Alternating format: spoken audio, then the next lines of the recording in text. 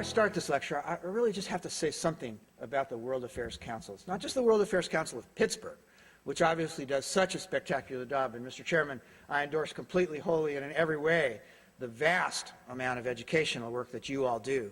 And in fact, when I was at the charter school this morning, one of the questions came to me, well, how did I end up in the Foreign Service, and how did I end up doing so well in the Foreign Service?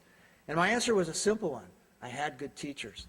I had good teachers in high school, and I had good teachers in college, and I had good mentors when I joined the Foreign Service. And so this effort to do education and to give people the opportunity to do everything that they can is hugely important. And I know that one of the things that we will try to accomplish at the National World Affairs Council level is to not just endorse programs like this, but to try to learn from them and make them more of the norm around the country. Also, Sky, thank you very much for your help these past few months that I have been the chairman of the National Board.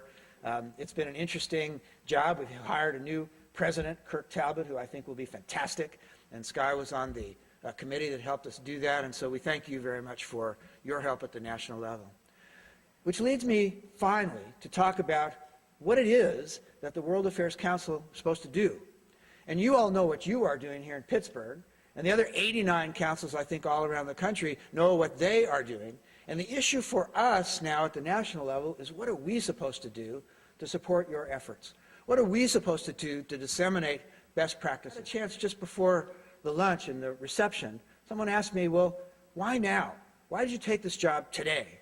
And my answer is a simple one, and it's a nonpartisan one. I think whoever was going to be elected president last November was going to take the message from Americans that we'd like a little more diplomacy rather than a little less diplomacy going forward in our world. And that we'd like a little more engagement rather than a little less engagement going forward in our world. And I said I'd say that for whoever would have been elected the President of the United States.